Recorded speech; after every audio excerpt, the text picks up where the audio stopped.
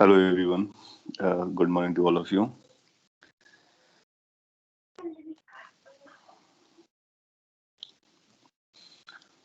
So we should proceed for the lecture of the day.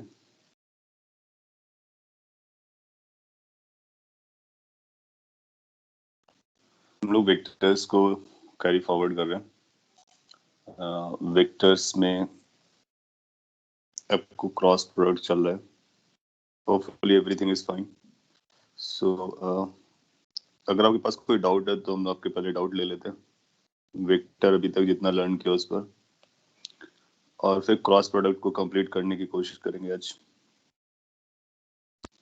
Last class में आपको थोड़ा सा ब्रीफ किया था कि क्रॉस प्रोडक्ट में क्या पढ़ रखा है, उसकी डेफिनेशन, डायरेक्शन कैसे कैलकुलेट करते हैं, what is the magnitude and all that. So yes, idea अपने पास ये रहता है, डेफिनेशन ये रहती है कि अगर आपके पास दो वेक्टर्स हैं, लेट्स से एक वेक्टर ए है और दूसरा वेक्टर बी है, और इनका क्रॉस प्रोडक्ट करना है, तो बीच में क्रॉस लगाएगा और इसकी वैल्यू आएगी mod of A, that means magnitude of A, mod of B, that means magnitude of B, sine theta which is angle between the two, और एक डायरेक्शन आती है. कई बार हम लोगों ने लिखा, अब तक आपको समझ में आ गया होगा. इसको हम शॉर्ट में ऐसा लिख लेते हैं, A B sine theta and cap. हाँ, क्रॉस प्रोडक्ट को मैं एक बार फिर से बोल रहा हूँ, ब्रीफ अप कर रहा हूँ, फिर इसको एक्सप्लेन कर रहा हूँ. अभी बहुत कुछ सीखना है, जस्ट थोड़ा सा ही आपने देखा था. अब क्रॉस प्रोडक्ट कैसे परफॉर्म करते हैं वो लर्न कर रहे हैं. ये इसकी डेफिनेशन है, ऐसा डिफाइन किया गया है. So people have defined like this. तो इस डेफिनेशन को हमको फॉलो करना है, और ये हमारे लिए काफी इंपॉर्टेंट टूल है. बहुत सारे क्वेश्चंस को सॉल्व करने में या क्वांटिटीज को डिफाइन करने में हेल्प करेगा. सो जब कभी कोई वेक्टर आता है एज अ रिजल्ट, तो वेक्टर के मैग्नीट्यूड होता है, वेक्टर का डायरेक्शन होता है. तो ये जो है ना, एक वेक्टर है, इसको वेक्टर प्रोडक्ट कहते हैं. तो इसका जो मैग्नीट्यूड आएगा, that magnitude will be written as mod of A cross B. ये इसका मैग्नीट्यूड हो गया. इस मैग्नीट्यूड की जो वैल्यू आने वाली है, that is going to be A B sine theta. आप जानते हो ना, मैग्नीट्यूड हमेशा पॉजिटिव होता है, हमेशा. या फिर जीरो होगा या पॉजिटिव होगा, नेगेटिव कभी नहीं होता. तो ये नंबर, हम जब इसको ए बी साइन थीटा बोल रहे हैं ना, तो अपने को श्योर होना चाहिए कि ये पॉजिटिव है. हम श्योर हैं क्योंकि ए मैग्नीट्यूड है, वो पॉजिटिव होगा, बी मैग्नीट्यूड है, वो पॉजिटिव होगा, साइन थीटा भी पॉजिटिव होगा. क्यों साइन थीटा पॉजिटिव होगा? साइन थीटा इसलिए पॉजिटिव होगा, हम लोग पहले बात कर चुके हैं कि जो थीटा की वैल्यू है वो 0 से लेकर के 180 के बीच में लाई करती है. अगर हमारा वेक्टर्स के बीच का एंगल 0 से 180 के बीच में लाई करता है, तो आप जानते हो ट्रिग्नोमेट्री में कि साइन की वैल्यू 0 से लेकर के 180 के बीच में दो क्वाड्रेंट को कवर करती है, फर्स्ट क्वाड्रेंट और सेकंड क्वाड्रेंट को, और दोनों में पॉजिटिव रहता है. तो इसलिए हम यहाँ पे मॉड नहीं लगा रहे, वरना आपको यहाँ पे मॉड भी लगाना होता. तो यहाँ मॉड लगाओ या ना लगाओ, दोनों का सेम मीनिंग है, क्योंकि इनसाइड वाली वैल्यू पॉजिटिव है. अगर यहाँ पे कॉस थीटा रहा होता तो फिर हम ऐसा नहीं कर सकते थे, क्योंकि आपको पता है ना, कॉस थीटा सेकंड क्वाड्रेंट में नेगेटिव हो जाता है. तो साइन थीटा होने की वजह से पूरा पॉजिटिव रहता है. डायरेक्शन कैसे पता करते हैं? तो डायरेक्शन इसको पता करने के लिए हम बोलते हैं कि ये डायरेक्शन है ए क्रॉस बी की, उसको हम ईटा कैप से दिखा देते हैं. तो direction of A vector cross B vector is given bye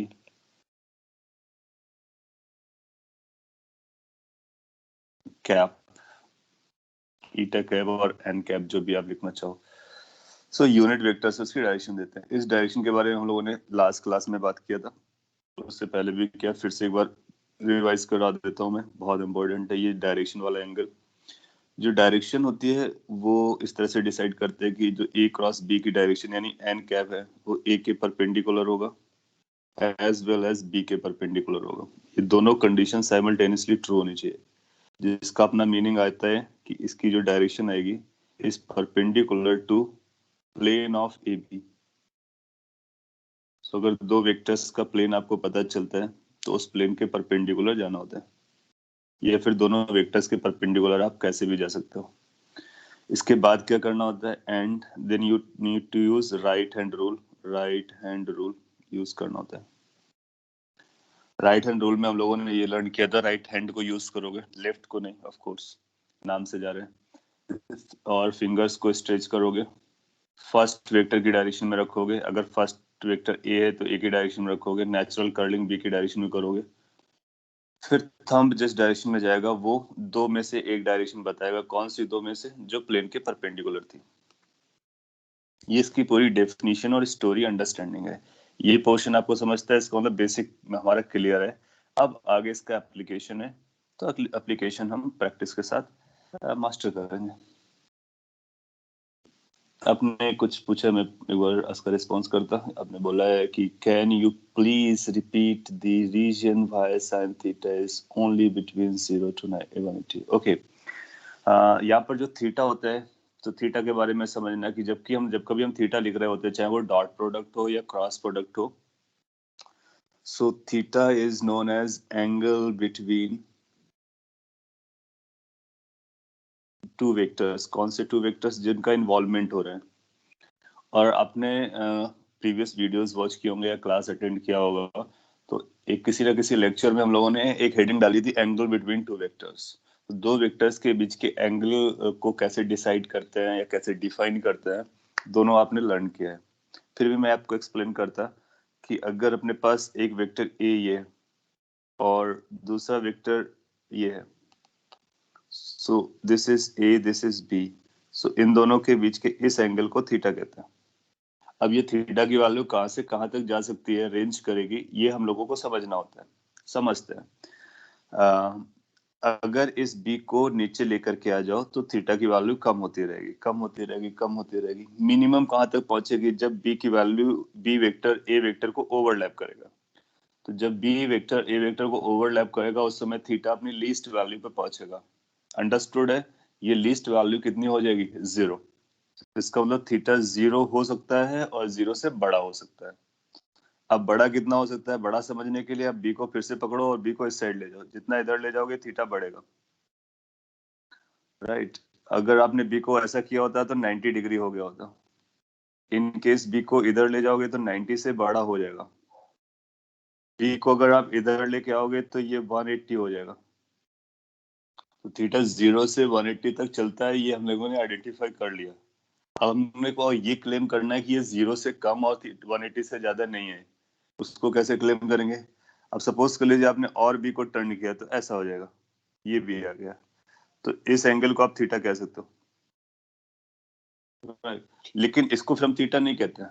आपको पता है कि थीटा कौन सा होता है? दो वेक्टर्स के बीच का जो छोटा वाला एंगल होता है, ये छोटा वाला एंगल बन रहा है, इसको थीटा बोलेंगे। तो अब हमारा थीटा ये बनेगा। क्या ये भी वैल्यू 180 से छोटी है? यस। तो आप 180 तक जाओगे तो मैक्सिमम मेजर कर रहे होगे, 180 के बियॉन्ड चले जाओगे तो छोटा वाला मेजर करोगे, दैट मीन्स फिर से 180 से छोटा हो जाएगा। इधर आ जाओगे तो और भी छोटा हो जाएगा, फिर से ओवरलैप करोगे तो फिर से 0 हो जाएगा। इसका मतलब है angle between the two vectors varies between 0 and 180।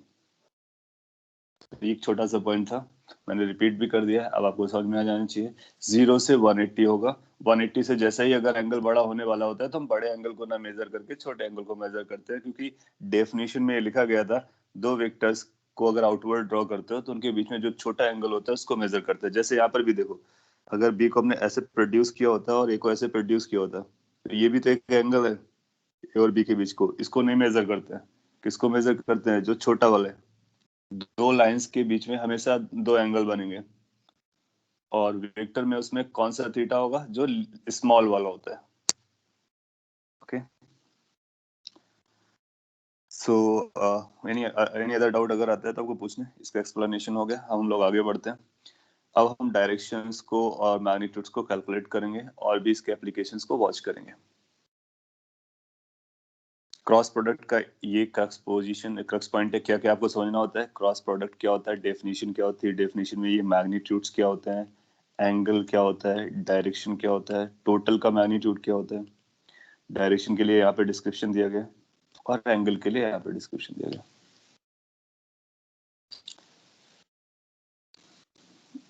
आगे बढ़ते हैं।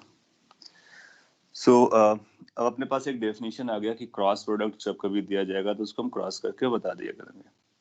एक छोटा सा एग्जांपल पहले लेते हैं। सपोज कर लीजिए हमारे पास एक वेक्टर ए है, बहुत सिंपल सा वेक्टर है आई कैप, और let's say 2 I cap for that sake. और एक दूसरा वेक्टर है बी जिसकी वैल्यू दी गई है 6 आई कैप, और कोई हमसे कहता है कि ए क्रॉस बी बताइए।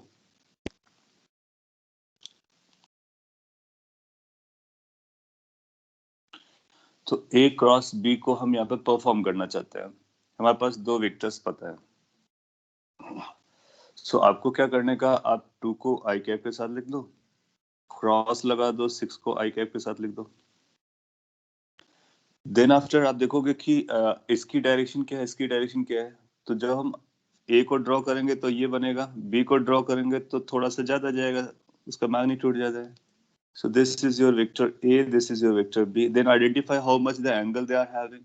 The angle is going to be 0 in this case. हाँ, so ये I'm just explaining कि क्या steps होते हैं हमारे पास। तो हम बोलेंगे A का मैग्नीट्यूड लिखो, तो A का मैग्नीट्यूड आएगा ट्वाइस आई कैप, B का 6 आई कैप, साइन उनके बीच का एंगल जो कि 0 जा रहा है एन कैप।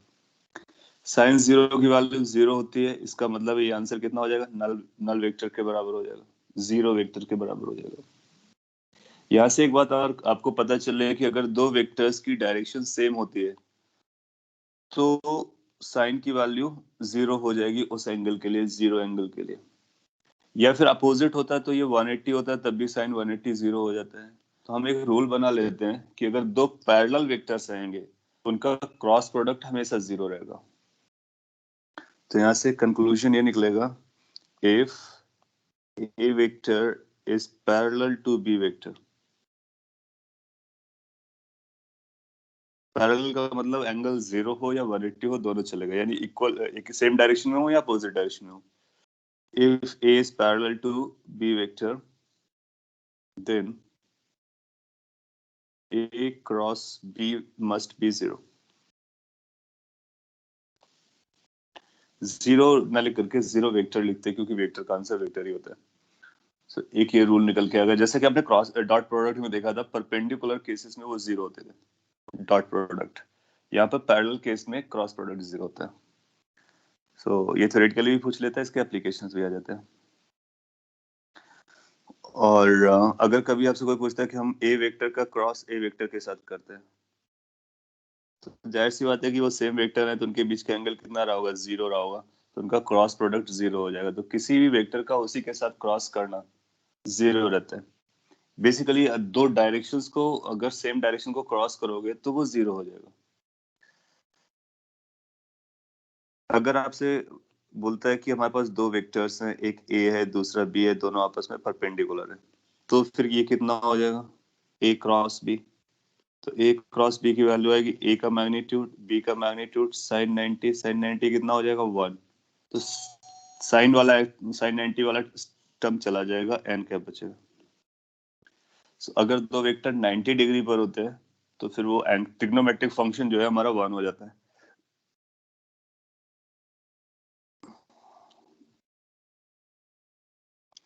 नाउ इसी को हम लोग यूज करते हैं कई सारे केसेस के लिए। कई बार लैंग्वेज वाइज क्वेश्चन पूछ लेगा, ऐसा पूछेगा अपने को, अगर हमने ईस्ट को एज एग्जांपल लेता हूँ, उसको तो ज्यादा सही लगेगा। सपोज कर लीजिए आपसे बोलता है हमारे पास एक डायरेक्शन है ईस्ट, उसका हमने क्रॉस करना है ईस्ट के साथ में, कौन सी डायरेक्शन आएगी या फिर कितना वैल्यू आएगा। सो आप बोलोगे सेम डायरेक्शन को आप क्रॉस कर रहे हो, सेम डायरेक्शन के बीच का एंगल तो 0 होने वाला है, इसलिए दो डायरेक्शन क्रॉस होकर के नलीफाई हो जाते हैं, नलीफाई हो जाते, no direction, null vector. Good. Similarly अगर कोई आपसे बोलता है कि हमने को ईस्ट को क्रॉस करना है नॉर्थ के साथ में, तो इस सिचुएशन में अगर आप वॉच करोगे तो ईस्ट और नॉर्थ के बीच में जो एंगल चल रहा होगा वो 90 डिग्री हो जा रहा होगा। तो इसको हम बोलेंगे कि ये एक डायरेक्शन है, मतलब कैप है, ये भी एक डायरेक्शन है, ये भी मतलब एक कैप है। कैप का मैग्नीट्यूड 1 होता है, तो इसका जो आंसर आएगा 1, फर्स्ट का मैग्नीट्यूड आएगा, सेकेंड का मैग्नीट्यूड 1 आएगा, साइन उनके बीच का एंगल 90 आएगा और एक डायरेक्शन आएगी। इसका आंसर हम 1 नहीं देंगे, 1 रॉन्ग हो जाएगा, क्योंकि 1 तो स्केलर है ना। अब 1 तो एक नंबर है, अपने को वेक्टर का क्रॉस प्रोडक्ट जो होता है ना वो वेक्टर ही आता है, तो डायरेक्शन के साथ बोलने का। हाँ, ये एन कैप आएगा। अब ये एन कैप क्या होगा ये अपने को समझना है। अब मैं आपको समझाता हूँ। अगर एक पिक्चर बनाओ तो ये आपका ईस्ट को इंडिकेट कर रहा है और लेट्स से ये नॉर्थ को इंडिकेट कर रहा है। If this is your east, this is your north, तो इसका जो आंसर आ रहा है वो एन कैप आएगा। दैट मीन्स ये भी एक डायरेक्शन आ रहा है। कौन सी डायरेक्शन आ रहा है ये अपने को जानना है। तो क्या हम बता सकते हैं कि अगर ईस्ट को नॉर्थ के साथ क्रॉस करोगे तो राइट हैंड की फिंगर्स को अपना ऐसा रखोगे, कर्ल करोगे इधर, तो थंब बाहर की तरफ आएगा। अगर हॉरिजॉन्टल प्लेन में आप बात कर रहे हो तो ऊपर की तरफ जाएगा, यानी आउटवर्ड्स आएगा, जिसको हम अपवर्ड्स भी बोल सकते हैं 3 डायमेंशन में। तो ये जो डायरेक्शन आएगी स्क्रीन के आउटवर्ड बोल सकते हो आप। To precise it's going to be upwards. तो कभी अगर हमको अपवर्ड्स लिखना होगा ना तो हम अपवर्ड्स को ईस्ट क्रॉस नॉर्थ से दे सकते हैं। ये अपवर्ड आपको समझ में आया कैसे है? मैं एक बार फिर से एक्सप्लेन कर देता हूँ अगर आपको नहीं समझ में आया। 3 डायमेंशन में ये जो पिक्चर बनाया गया वो 2 डायमेंशन का है। 3 डायमेंशन में आपका ईस्ट इधर आएगा, नॉर्थ आपका इधर जाएगा कहीं अंदर की तरफ, और ये डायरेक्शन जो होगी ये अपवर्ड होगी। ये भी 90 डिग्री है और ये भी 90, ये अप है। सो ये बेसिकली हम इस तरह से डिफाइन करते हैं कि एक हॉरिजॉन्टल में ईस्ट वेस्ट होता है, नॉर्थ साउथ होता है और ऊपर नीचे अप डाउन होता है। तो जब हमने ईस्ट को नॉर्थ से क्रॉस किया, राइट हैंड की फिंगर्स को ईस्ट की तरफ रखा, नॉर्थ की तरफ कर्ल किया, तो हम अप की तरफ जाते हैं हॉरिजॉन्टल 3 डायमेंशनल प्लेन में। So east cross north is going to be upwards. See, we are able to handle the directions. Directions के मल्टीप्लिकेशन से कौन सी डायरेक्शन आ रही है हम बता पा रहे हैं। इस तरह से क्रॉस प्रोडक्ट को डिफाइन किया गया है। ईस्ट को ईस्ट से किया, कोई डायरेक्शन नहीं आई। ईस्ट को नॉर्थ से किया, अपवर्ड डायरेक्शन आई। इस तरह से हम डाउनवर्ड डायरेक्शन को भी इंडिकेट कर सकते हैं, वेस्ट को भी इंडिकेट कर सकते हैं, साउथ को भी इंडिकेट कर सकते हैं, क्रॉस करके सभी डायरेक्शन को काउंट कर सकते हैं। फिर आइडिया यही है कि नॉर्थ साउथ ईस्ट वेस्ट बोलना बहुत कॉम्प्लिकेटेड स्टोरी होती है, तो इन सबको हम लोग आई कैप जे कैप के टर्म में लिखना स्टार्ट करते हैं। तो अगर हम ईस्ट को आई कैप लिखें और नॉर्थ को जे कैप लिखें और अप को के कैप लिखें, तो हमारे पास एक अच्छा रूल बनने वाला है। इसी इसी को आप इस तरह से लिख सकते हो, the same story. The same story is like this, कि ईस्ट का मतलब हुआ आई कैप। आई कैप को आपने क्रॉस किया किसके साथ? जे कैप के साथ। तो आंसर क्या आया? K cap. That's how it is. So ये जो मैथमेटिकल फॉर्म लिखा हुआ है ये अपने जो कॉमन सेंस वाली चीजें होती हैं उसी को सिंप्लीफाई करके लिखा गया है। So when we say I cap cross J cap is equal to K cap, that means east cross north equal to upwards. क्योंकि हम लोग ईस्ट को I मान रहे हैं, नॉर्थ को J cap मान रहे हैं और up को K cap मान रहे हैं। Now, अब आप I cap, J cap, K cap के टर्म में बात करोगे तो लाइफ इजी रहेगी, समझना भी आसान रहेगा और बहुत सारी डायरेक्शन को हम लोग काउंट कर सकते हैं। ओके, यहाँ तक कोई डाउट है तो बोलो, फिर इसके बाद हम और भी कैलकुलेशंस कराते हैं आपसे। जस्ट जो you are not able to see the screen. Okay, मैं रिफ्रेश करता हूँ और इसके बाद आपको विजिबल हो जाएगी। आप भी एक बार रिफ्रेश कर लीजिए, रिज्वाइन कर लीजिए अगर नहीं आता है तो।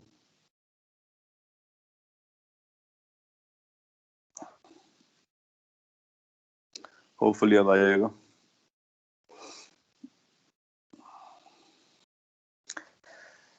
सो अपने पास रूल क्या आ गया? I cap cross J cap is equal to K cap. Not only this, बहुत सारे कैप्स की डायरेक्शंस को हम क्रॉस करके लिस्ट करने वाले हैं। आगे बढ़ते हैं।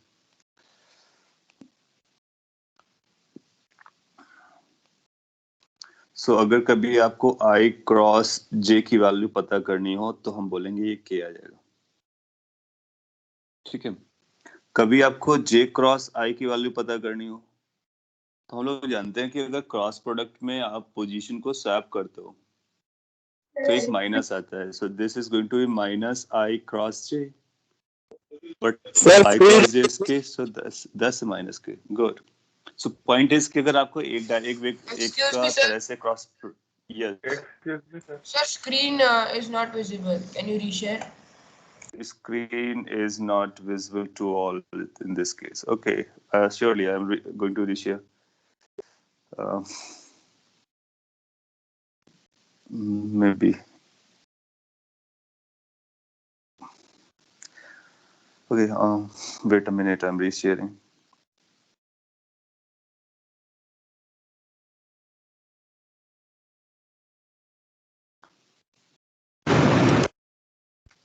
अभी आया? Yes, Is it sir. clear now? Yes, sir, visible. Yes, sir. Now it's Okay, good.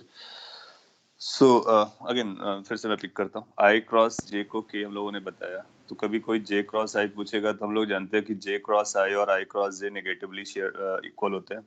सो वो माइनस के कैप के बराबर हो जाएगा.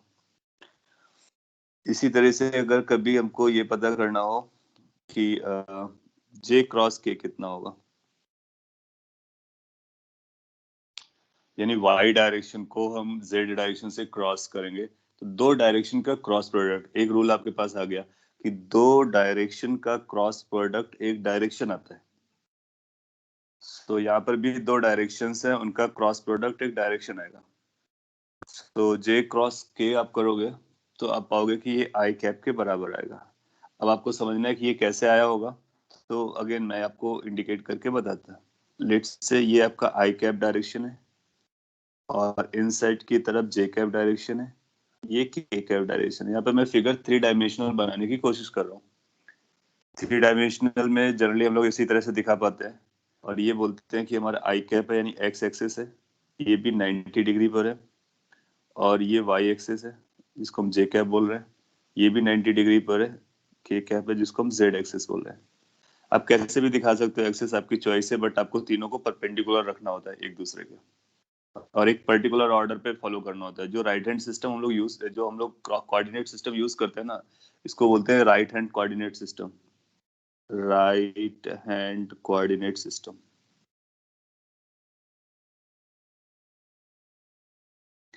इसको राइट हैंड कोऑर्डिनेट सिस्टम क्यों बोलते हैं, आपको लॉजिक समझ में आएगा. क्योंकि जब हम क्रॉस प्रोडक्ट यूज करते हैं ना तो राइट हैंड को यूज करते हैं, तो इसका मतलब है एक दो की डायरेक्शन को यूज करके हम जो थर्ड डायरेक्शन कैलकुलेट कर रहे होते हैं वो राइट हैंड को यूज करके कर रहे होते हैं, इसलिए राइट हैंड कोऑर्डिनेट सिस्टम है. कुछ लोग चाहे तो लेफ्ट हैंड कोऑर्डिनेट सिस्टम भी बना सकते हैं, और हो सकता है एग्जाम में आपसे इस तरह से बोले कि एक right hand coordinate system left hand coordinate system create किया गया है. तो आपको क्या करना है, instead of using right hand start using left hand. But ऐसा पूछेगा तो रेयर केस में पूछेगा, और अगर कुछ भी नहीं बोलता है तो उसका मतलब हम राइट हैंड समझते हैं. तो ये वाइडली एक्सेप्टेड है, सभी लोग इसी को एक्सेप्ट करते हैं. अब आप देखो कि अगर आपको जे क्रॉस के करना होता है तो आप राइट हैंड की फिंगर्स को किसकी तरफ रखते हैं, पहले जे की तरफ रखते हैं, इस तरह से रखते हैं कि उनका नेचुरल कर्लिंग के की तरफ हो जाए, तो यानी अपवर्ड की तरफ कर्ल करते हैं. अब एक थोड़ी सी एक्सरसाइज करो, वाई की डायरेक्शन में राइट हैंड की फिंगर्स को रखने की कोशिश करो, इमेजिन करने की कोशिश करो और अपवर्ड की तरफ कर्ल करने की कोशिश करो. आप देखोगे कि thumb will point towards I. अब आपको ऐसा भी लग सकता है एग्जैक्टली आई की तरफ तो नहीं जा रहा है, क्योंकि आपने एग्जैक्टली अपने हैंड को थोड़ा सा फ्री भी कर रखा है. तो हमने को ये भी तो पता था ना कि जे के परपेंडिकुलर आना है, के परपेंडिकुलर आना है, इसका मतलब आई की डायरेक्शन में आना है. आई की डायरेक्शन में दो डायरेक्शन थे, प्लस आई और माइनस आई, तो कौन सा आ रहा है, प्लस आई आ रहा है. दस हाउ वी कैन डिसाइड कि प्लस आई आने वाला है. So this becomes our I cross J cross के. अगर कोई आपसे पूछता है के क्रॉस जे कितना होगा, तो आप बोलोगे ये माइनस जे क्रॉस के बराबर होता है, और जे क्रॉस के आई होता है तो ये माइनस आई के बराबर होता है. इसको भी आप जस्टिफाई कर सकते हो इस राइट हैंड सिस्टम पर देख करके. आपने लिखा जीरो के ऊपर वेक्टर का साइन कंपलसरी होता है क्या? यस, बिल्कुल लगाना चाहिए. कई बार लूज सेंस में नोटबुक में या बुक्स में वो सिंबल नहीं लगाता है तो चलता है, लेकिन आइडियली लगाना चाहिए. और अगर ऑप्शन में एक में लगा के दिया है और एक में नहीं लगा के दिया है तो जो लगा के दिया है वो करेक्ट माना जाएगा. क्योंकि जीरो नहीं होता है, वो जीरो वेक्टर होता है. हम लोगों ने बात किया था null vector is a vector. अच्छा, इसके बाद में एक और अपने पास रहेगा k क्रॉस i। अगर आपने k क्रॉस i करने की कोशिश की, दैट मीन्स z डायरेक्शन को i डायरेक्शन के साथ क्रॉस किया, तो आप देखोगे कि ये j कैप के बराबर आएगा। और कभी i क्रॉस k करने की कोशिश की तो ये माइनस i क्रॉस k के बराबर होगी, sorry minus k cross i के बराबर होगी, और जिसकी वैल्यू माइनस j हो जाएगी। ये टर्म्स हमको याद रखना होगा once and for all, so that कि कभी भी क्रॉस को प्रोडक्ट करेंगे तो जब भी इस तरह का आई जे के जो भी आएगा उसको हम लोग हैंडल कर लेंगे। इसको अभी आप जस्टिफाई कर लो। राइट हैंड की फिंगर्स को जे की डायरेक्शन में रखो, और नेचुरल कर्लिंग आप सॉरी इसको अगर कर रहे हो तो के की डायरेक्शन में रखो जेड एक्सिस पर, और आई की तरफ कर्ल करने की कोशिश करो, तो आप देखोगे थंब परपेंडिकुलर डायरेक्शन में वाई की तरफ चला जाएगा। तो ये सभी राइट हैंड रूल को फॉलो कर रहा होता है। ये तीनों परपेंडिकुलर है आपस में, तो वो हमको पता है, जो हमें जो करना होता है कि के क्रॉस आई के परपेंडिकुलर होगा, आई के परपेंडिकुलर होगा। तो अगर कोई के परपेंडिकुलर है, आई के परपेंडिकुलर है, इसका मतलब वाई डायरेक्शन ही एक ऐसा होता है जो दोनों के परपेंडिकुलर जाता है। समझ में आ रहा होगा? अच्छा, इसको याद रखने के लिए वैसे तो देखने में बहुत कॉम्प्लिकेटेड लग रहा है, याद रखना बहुत आसान है। आप एक साइक्लिक ऑर्डर बना लो इस तरह से, सर्कल, ये आपको याद रखने में आसानी रखेगा। यहाँ पर आई लिखो साइक्लिक ऑर्डर में, आई जे के, ठीक है। और याद रखने के लिए क्या कर सकते हो, जब आप आई को जे के साथ क्रॉस करोगे तो जो नेक्स्ट है वो मिल जाएगा। जे को के साथ क्रॉस करोगे तो जो नेक्स्ट है वो मिल जाएगा।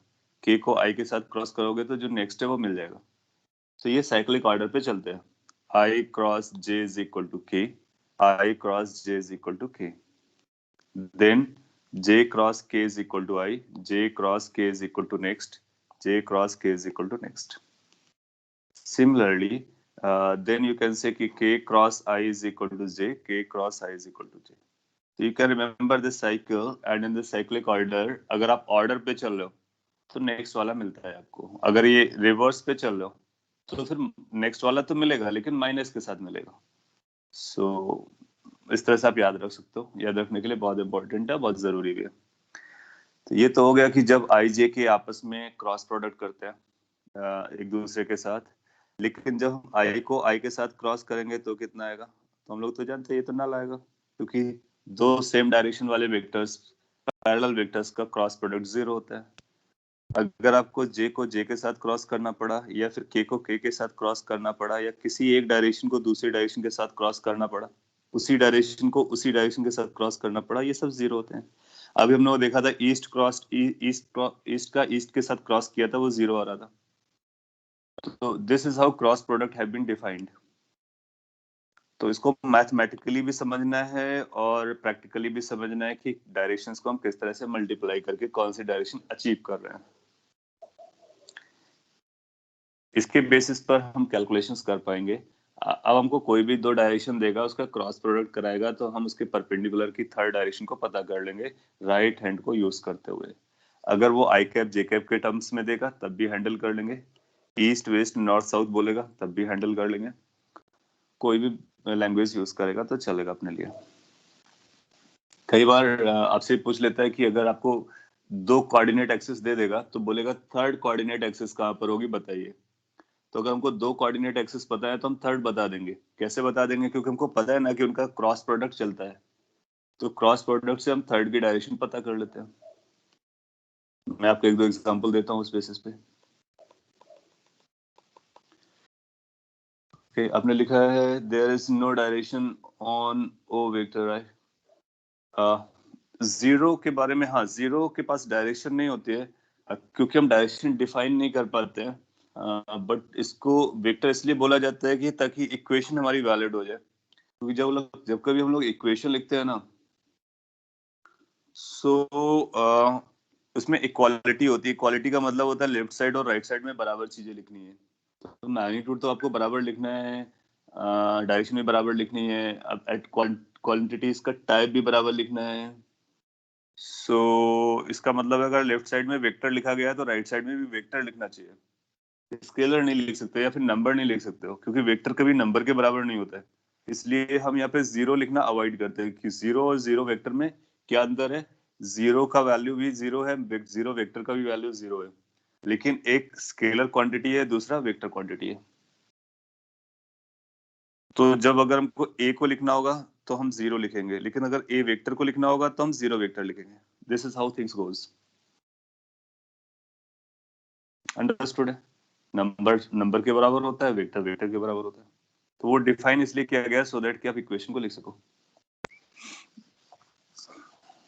चलेगा, we are proceeding slowly, but आपको फोकस बना के रखना है। अगर आपको चीजें समझ में आ रही है बहुत अच्छी बात है, नहीं आ रही है तो आपको बोलना है। सपोज कर लीजिए कभी आपको ऐसा बोलता है कि एक डायरेक्शन मैंने यहाँ पे देखी और एक डायरेक्शन मैंने यहाँ पे देखी। इस डायरेक्शन का नाम z पाया गया, इस डायरेक्शन का नाम x पाया गया। आपसे y के बारे में पूछा जा रहा है, तो y डायरेक्शन किधर पॉइंट आउट करेगी ये बताना है आपको। ये 2D में मैंने बनाया है, तो दोनों स्क्रीन के प्लेन पर है।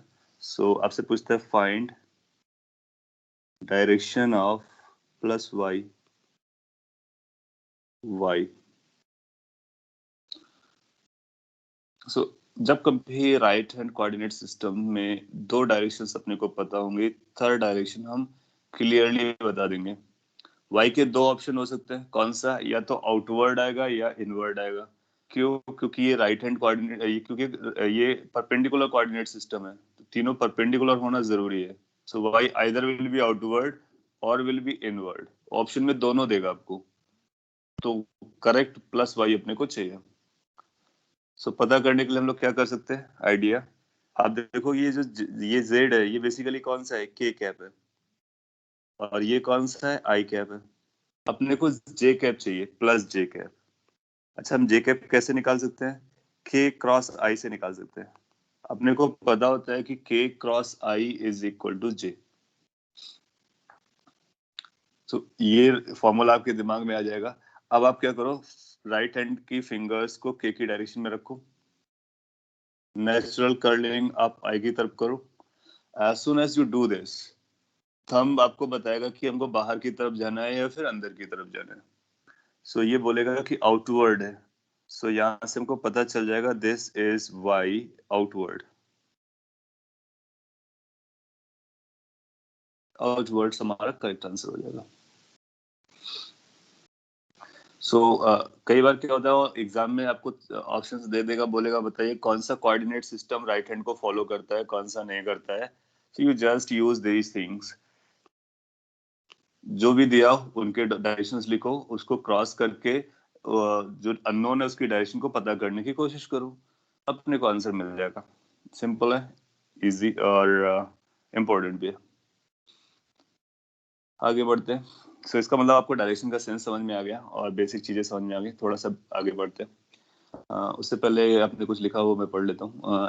इन that right hand coordinate system figure, if we said to find I cap cross J cap, then the z cap is in the same plane or another. Set to find I cap cross j cap. देखो आई cap cross J cap अगर आप पता करोगे ना, तो उसकी जो direction आएगी वो आई और जे के परपेंडिकुलर होगी। और कोई भी चीज अगर आई और जे के परपेंडिकुलर है तो या तो वो के की डायरेक्शन में है या माइनस के की डायरेक्शन में है, क्योंकि आई और जे और के तीनों आपस में परपेंडिकुलर होते हैं। सो आई क्रॉस के की जो डायरेक्शन आएगी वो जेड की डायरेक्शन में आएगी, प्लस हो सकता है माइनस हो सकता है। और प्लेन कौन सा होगा, वो आई जेड आप जानते हो एक्स वाई प्लेन के परपेंडिकुलर होता है, Z direction X Y plane के परपेंडिकुलर होती है। अगला आपने लिखा है how can we find the direction of zero in in some cases. Zero की डायरेक्शन आपको कभी पता करने की जरूरत नहीं है, क्योंकि जीरो जिससे मल्टीप्लाई करेगा ना वो सब कुछ जीरो कर देगा। Zero is just for making the equations valid. फिर आप पूछते हो and how to represent zero vector by a dot. Zero vector को रिप्रेजेंट करने के आपसे कभी नहीं पूछेगा। और बस जीरो वेक्टर किस पर्पस के लिए यूज किया जा रहा है, इक्वेशंस को वैलिड बनाने के लिए यूज किया जा रहा है, उसका और कोई खास यूज नहीं है। क्यों? क्योंकि उसके बीच, उसके दो पॉइंट्स के हेड और टेल के बीच का सेपरेशन जीरो होता है, तो इस डॉट जैसा दिखेगा। और उसमें हम डायरेक्शन डिसाइड नहीं कर पाएंगे, क्योंकि डायरेक्शन डिसाइड करने के लिए आपको 2 पॉइंट्स चाहिए। जैसे जैसे मैंने ये आई कैप दिखाया है ना, तो एक इसका टेल पॉइंट यहाँ पर है, हेड पॉइंट यहाँ पर है, तभी हम डायरेक्शन दिखा पा रहे हैं। टेल और अगर हेड एक ही पॉइंट पर आ जाएंगे तो डायरेक्शन नहीं दिखा पाएंगे। इसलिए जीरो को हम रिप्रेजेंट नहीं करते हैं, रिप्रेजेंट नहीं कर पाते, डायरेक्शन नहीं दिखा पाते हैं। किस पर्पस के लिए? पर्पस आपको पकड़ना है। Purpose is to make equations valid, otherwise equations won't be valid. उससे ज्यादा उसका कोई पर्पस नहीं है। तभी क्या होता है कि कई बार आप बुक्स में देखोगे, कई बार नोट्स में देखोगे, वो जीरो को जीरो ही लिख देता है, वेक्टर नहीं लिखता है, क्योंकि उसका केवल मतलब था इक्वेशन वैलिड करने का। अगर आप मान लेते हो इक्वेशन वैलिड है तो फिर उसका काम हो गया। तो अगर एग्जाम में भी कहीं जीरो के ऊपर वेक्टर नहीं लिखा है तो आपको बहुत ज्यादा चिंता करने की जरूरत नहीं है, आप उसको एक्सेप्ट कर लोगे। लेकिन यस, अगर आपको 2 ऑप्शन दिए गए, जैसे ए क्रॉस बी की वैल्यू उसने जीरो लिखा और ए क्रॉस बी की वैल्यू एक ऑप्शन में जीरो वेक्टर लिखा, तो फिर आप डिसाइड करोगे। Then you need to then you need to say कि यस, कि फर्स्ट वाला रॉन्ग है, सेकंड वाला राइट है।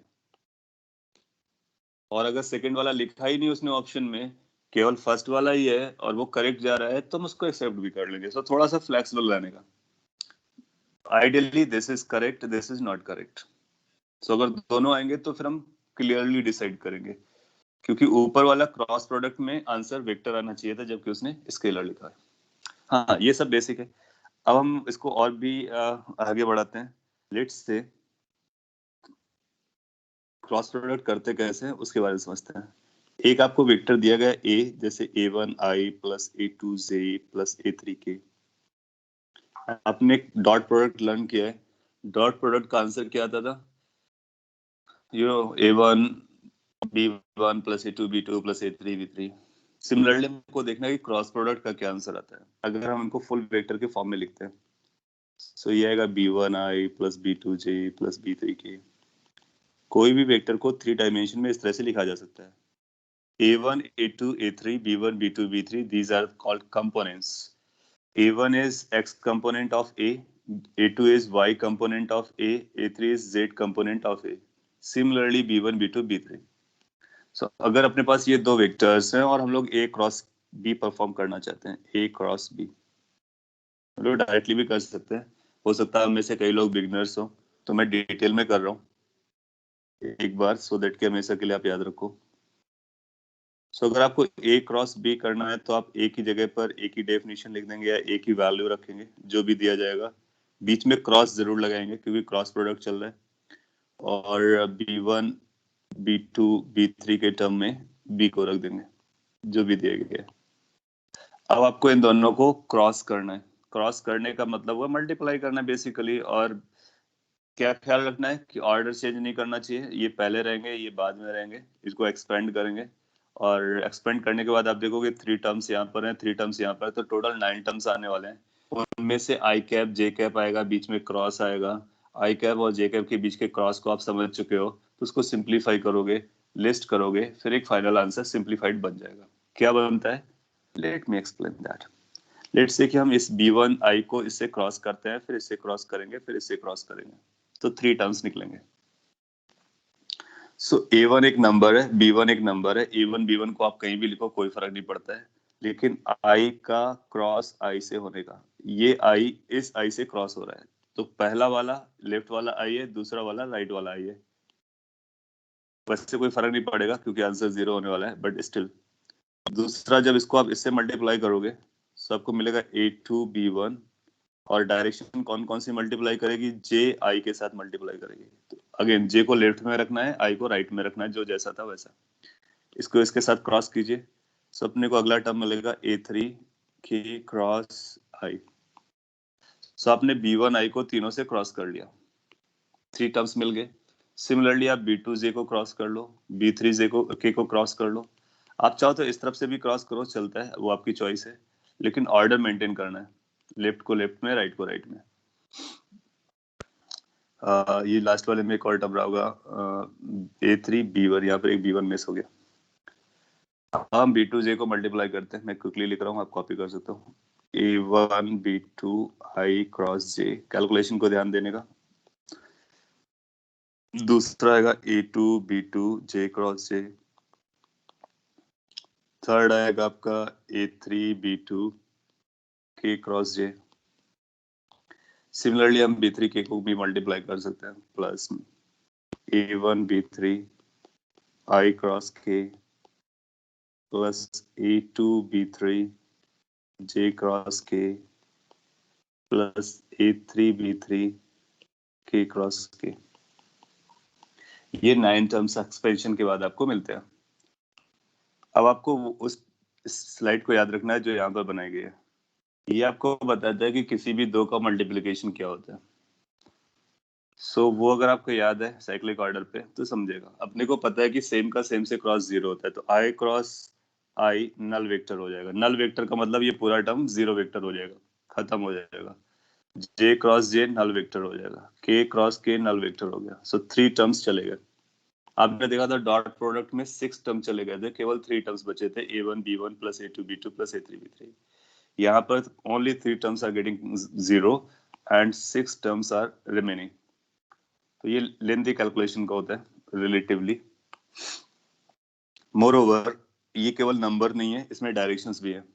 अब आपको देखना होगा ये J क्रॉस I कितना होता है। अगर आपको याद आ रहा है तो आपको J क्रॉस I लिखना है। J क्रॉस I आपका मिलेगा माइनस के कैप। चेक इट, ये आपको चेक करना जरूरी है और कंफर्टेबल होना जरूरी। मैं डायरेक्टली लिख रहा हूँ। फिर दूसरा अपने को K क्रॉस I चाहिए। K क्रॉस I की वैल्यू आती है J कैप। प्लस माइनस का ख्याल रखना है, अदरवाइज रॉन्ग हो जाएगा। नेक्स्ट में I क्रॉस J आ रहा है। I cross J will become K cap. So this is going to be A1 B2 K cap. यहाँ पर K cross J आ रहा है. So this will become A3 B2 minus I cap. K cross J is minus I cap. यहाँ पर I cross K आ रहा है, तो ये आएगा plus A1 B3 I cross K is minus J cap. Finally इसके पास J cross K है, तो ये आ जाएगा A2 B3 I cap. आप देखोगे 6 टर्म्स जो बचे हुए थे ना, उसमें 2 आई के हैं, 2 जे के हैं और 2 के हैं। मोर ओवर सब इन दो में से एक पॉजिटिव है, एक नेगेटिव है, तो एक पैटर्न पे आता है। अब आप चाहो तो आई कैप को कलेक्ट कर लो एक साथ। जब आप आई कैप को एक साथ कलेक्ट करोगे आपको मिलेगा A2 B3 minus A3 B2 आई कैप। सिमिलरली आप जे कैप को कलेक्ट कर लो। So when you are going to collect J cap, it's going to be A3 B1 minus A1 B3 J cap. Then you can collect K cap together. So you will get A2 B3 minus, K cap पकड़ना है, K cap ये था A1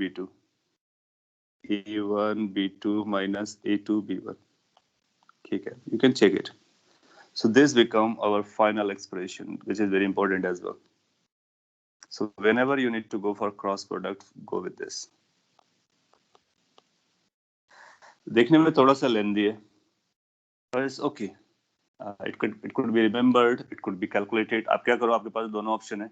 vectors दिए हो, आप उनको expand करो, simplify करो, अपना आंसर आ जाएगा।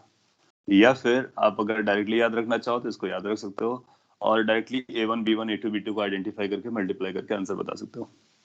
ये याद रखना उतना डिफिकल्ट भी नहीं है। आप देखो बहुत एक पैटर्न पे चल रहा है। आई कैप है, जे कैप है, के कैप है। आई कैप का कोएफिशिएंट क्या है? आई कैप को मतलब आई कैप में 1 नहीं रहा होगा क्योंकि ये पहला है, तो पहले में 1 सब्सक्रिप्ट वाला नहीं रहेगा। और ए पहला वेक्टर था तो ए से स्टार्ट करेगा, तो A2 B3 फर्स्ट नहीं था तो सेकंड थर्ड आएंगे ऑर्डर वाइज। उसके बाद उसी सेकंड थर्ड को स्वैप कर दो, माइनस लगा दो। जे पे आओ, 2 नहीं होगा तो 3 1 पे आएगा ऑर्डर वाइज, फिर उनको स्वैप कर दो, माइनस लगा दो। के पर आओ, 3 सब्सक्रिप्ट नहीं आएगा, 1 2 ऑर्डर पर आएगा, उसका स्वैप वर्जन, माइनस लगा दो।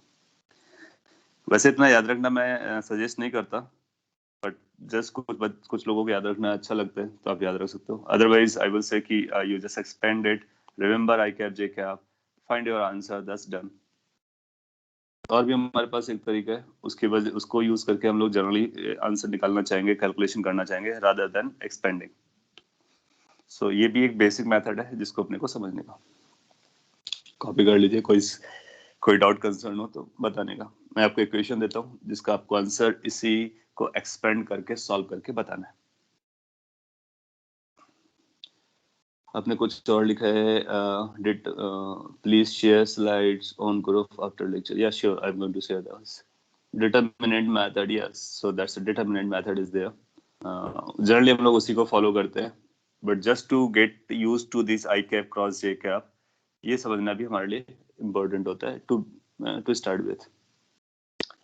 We can remember this by, हाँ आप कैसे भी याद रख सकते हो। अब बेटर वे होगा कि हम डिटरमिनेंट मेथड, अभी जो अगला मेथड बताने वाले हैं वो फॉलो करेंगे, आप उसकी प्रैक्टिस करना, उससे अपना आंसर आ जाएगा। मैं पहले आपसे एक छोटी सी प्रैक्टिस करवा लेता हूँ सभी से, सो दैट कि आप ये एक्सपेंड करना समझ जाएं। ऐसा बोलता है कि लेट ए अपने को दिया गया है 2i cap minus 3j cap, B vector is given as j cap plus k cap. आपसे पूछता है फाइंड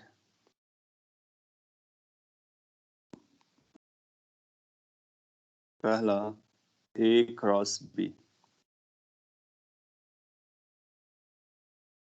अपने को a क्रॉस b चाहिए। So what you do, just follow the steps that I have done. Write A, write B, put the cross in between, then expand it, then simplify the terms that are coming in, then conclude the final answer. ऐसा करने से आपसे जो mistakes होने वाली होंगी वो हो जाएगी कि कब प्लस की गलती हुई, कब माइनस की गलती हुई, और उसके बाद आप करेक्ट कर लोगे।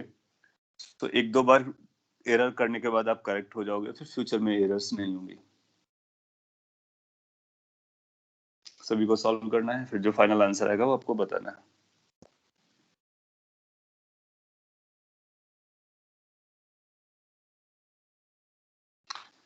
आपने ये भी लिखा है इन A1 B1 I cross I here direction will be 0 then only magnitude will remain, so where product be scalar। Case आपने लिखा है कि A1 B1 में I क्रॉस I का जो डायरेक्शन था वो 0 हो गया, ठीक है। और हम लोग जानते हैं कि जो वेक्टर लिखा जाता है that is written as a magnitude into direction. तो मैग्नीट्यूड और डायरेक्शन को हम मल्टीप्लाई करते हैं, तो जीरो वेक्टर जो होता है ना उसका मैग्नीट्यूड 0 होता है। तो अगर हम जीरो डायरेक्शन को मल्टीप्लाई करेंगे किसी भी नंबर के साथ तो हमारा ओवरऑल आंसर भी 0 हो जाएगा, स्केलर नहीं बनेगा, that will become totally zero vector. तो किसी भी जीरो वेक्टर को किसी भी नंबर से मल्टीप्लाई करते हो तो उसका आंसर 0 रहता है, और किसी भी जीरो वेक्टर को किसी वेक्टर के साथ ऐड करते हो तो आंसर वो वेक्टर बन जाता है। जिस तरह से हम जीरो ऐड करते हैं उसी तरह से जीरो वेक्टर ऐड होता है। मैं चाहूंगा कि प्लस माइनस में एरर्स ना आए। -3 -2 +2 -3 -2 +2 -3 -2 +2। ओके, जितना भी तक आपने बताया सभी के सेम आंसर आ रहे हैं, दैट्स गुड टू सी। श्रेया का आंसर में प्लस का इशू आया या फिर पहले इशू रहा होगा, जो भी है। +2 के माइनस माइनस, हाँ कुछ देखो इश्यूज आने स्टार्ट हुए हैं। तो क्या होता है ना कि इसमें प्लस और माइनस बहुत इंपॉर्टेंट रोल प्ले करता है, और आपको कुछ प्रैक्टिस करके उस प्लस माइनस से गेट रेड हो जाना है। और ये प्लस माइनस की एरर हमेशा रहेगी, तो उसको अवॉइड करने के लिए आपको हमेशा कैलकुलेशन के प्रति केयरफुल रहने का। Okay, so how we can perform this? Let me perform over here. 2i cap minus 3j cap cross j cap cross plus k cap.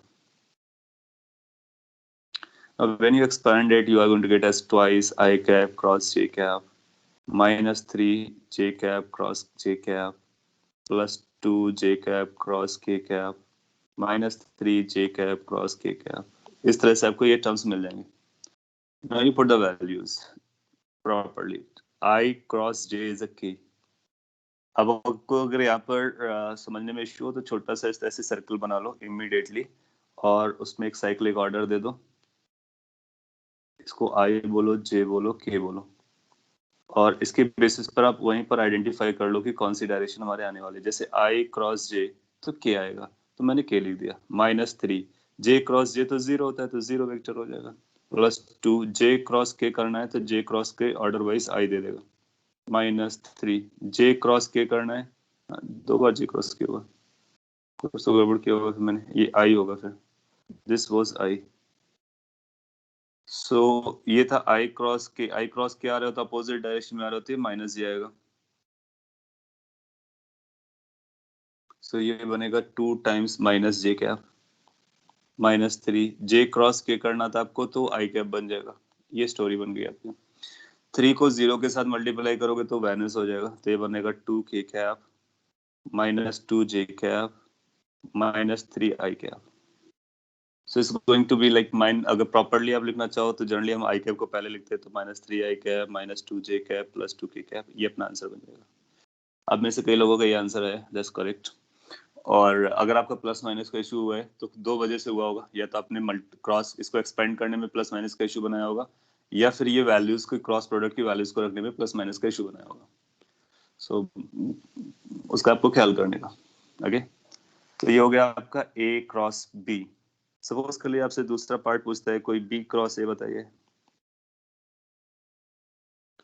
तो आपको बी पहले रखना है और ए को बाद में रखना है, फिर से इसी तरह से क्रॉस करना है, फिर से एक्सपेंड करना है, और वो आप एक्सपेंड करके चेक करोगे तो हम लोग जानते हैं कि A cross B minus B cross A के बराबर होता है, तो इसी का नेगेटिव वर्जन आ जाएगा। आप क्रॉस करके चेक कीजिए कि क्या उसका आंसर ये आता है, आना चाहिए। क्यों? क्योंकि अदरवाइज इससे मैच नहीं करेगा। So it should come as 3 i cap +2 j cap -2 k cap. ये आप पर मैंने छोड़ दिया है कि आप इसको प्रूफ करके चेक करेंगे क्या यही आंसर आता है। It must come the same after expansion, yes. So ये आपको जस्टिफाई कराएगा, क्या जस्टिफाई कराएगा? कि ए क्रॉस बी और बी क्रॉस ए में बीच में माइनस करने का, they are not equal, they are becoming minus. Okay, so this is how we can perform the cross product of two given vectors by simple method, just by expanding them.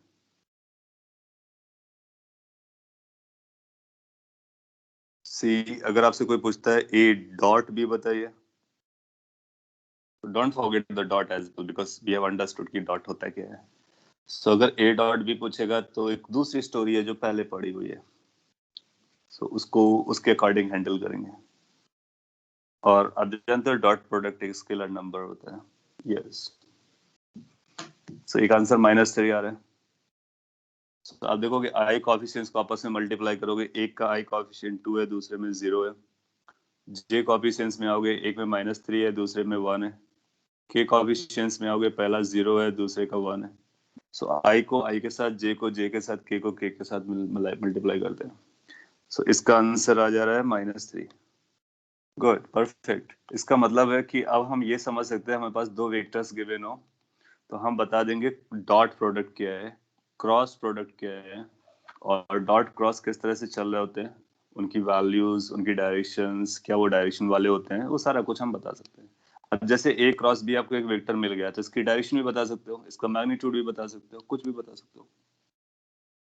Okay, so we have got to know कि dot product क्या होता है, cross product कैसे perform किया जाता है।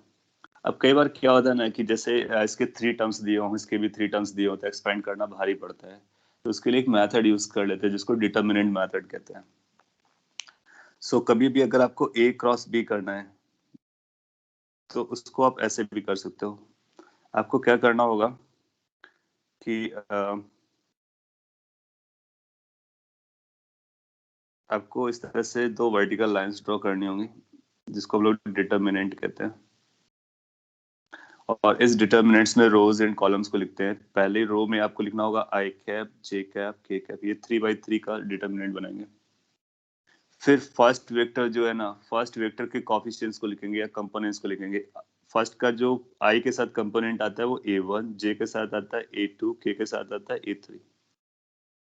फिर second vector के कंपोनेंट्स को लिखते हैं। आई के साथ आता है b1, b2, b3, जो हम लोगों ने अभी माना था a1 आई कैप, a2 जे कैप, a3 के कैप, उसी लैंग्वेज को फॉलो कर रहे हैं। सो ये जो डिटर्मिनेंट मेथड है ये आपको वही आंसर देगा जो हमने एक्सपेंड करके निकाला है, कोई नई बात नहीं करता है। बट यस, कई बार क्या होता है कि स्टेप्स हमारे कम होते हैं, लिखना आसान होता है, एक्सपेंड कर देते हैं। इसका एक्सपेंशन कैसे करते हैं आपको पता होगा, नहीं पता होगा तो मैं बताता। ये कॉलम 1 है, ये कॉलम 2 है, ये कॉलम 3 है, ये रो 1 है, रो 2 है, रो 3 है। तो हम इसको एक्सपेंड करेंगे, हमको आई चाहिए, तो अगर हम आई कैप लिखते हैं यहाँ पर, तो ये जो आई के साथ रो है और आई के साथ जो कॉलम है, दोनों को हटा देंगे, या फिर ऐसा बोलेंगे दोनों एग्जिस्ट नहीं करते हैं, केवल इतने पर फोकस करेंगे। फिर ये जो नंबर्स इनको आपस में क्रॉस मल्टीप्लाई करेंगे, इन दोनों को, और उसके बाद इन दोनों को क्रॉस मल्टीप्लाई करेंगे, फिर दोनों को सब्ट्रैक्ट कर देंगे। तो आप देखोगे तो इसकी वैल्यू आएगी A2B3 माइनस A3B2। ये आई के कोफिशिएंट डायरेक्टली निकल के आ जाएगा, जो कि हम लोगों ने इतनी कैलकुलेशन के बाद यहाँ पे निकाला था। ये A2B3 माइनस A3B2, वो आप इस डिटरमिनेंट मेथड से सिंपली आई के साथ उसका रो उसका कॉलम हटा दो, ये जो बच रहा है उसमें पहले इनको क्रॉस करो, फिर इसको क्रॉस करो आपस में मल्टीप्लाई, और बीच में माइनस साइन लगाने का। तो ये पहला टर्म हो जाता है। सेकेंड टर्म कैसे आइडेंटिफाई करते हैं? सेकेंड टर्म अगर ये पहला पॉजिटिव लिखा है तो फिर हम पहला पॉजिटिव लिखते हैं, सेकेंड को नेगेटिव लिखते हैं, तो माइनस जे कब लगाएंगे? अल्टरनेट आएगा, plus minus plus, this is how it goes. J का कॉलम जे का रो को भी गायब कर देंगे। जब जे का कॉलम और रो गायब कर दोगे तो फिर अगेन ये दो बचेंगे हमारे पास। इनमें भी वही रूल लगाना है, पहले इनको मल्टीप्लाई करना है, फिर इन दोनों को बचे हुए को मल्टीप्लाई करना है, बीच में माइनस लगाना है। तो जब आप ऐसा करोगे तो अपने को कुछ ऐसा मिलेगा कि this is going to be A1B3, इसका इससे मल्टीप्लीकेशन हुआ, इसके बाद आप इन दोनों को मल्टीप्लाई करना होगा जो बचे हुए थे, और माइनस करना होगा A3B1, ये जे कैप के साथ आ जाएगा, प्लस के कैप थर्ड वाला, सेम लॉजिक लगा दो, ये कॉलम ये रो और ये कॉलम दोनों को हटा दो, ये बचता है, इनको आपस में मल्टीप्लाई करो, फिर इसको मल्टीप्लाई करके सब्ट्रैक्ट कर दो। So this is going to be some sort of this A1B2 minus A2B1। आप देखोगे ये वही एक्सप्रेशन आ गया जो एक्सप्रेशन आपने उतना एक्सपेंड करने के बाद निकाला हुआ था सर। इसको हम लोग डिटरमिनेंट मेथड कहते हैं। Yes, somebody wants to say something।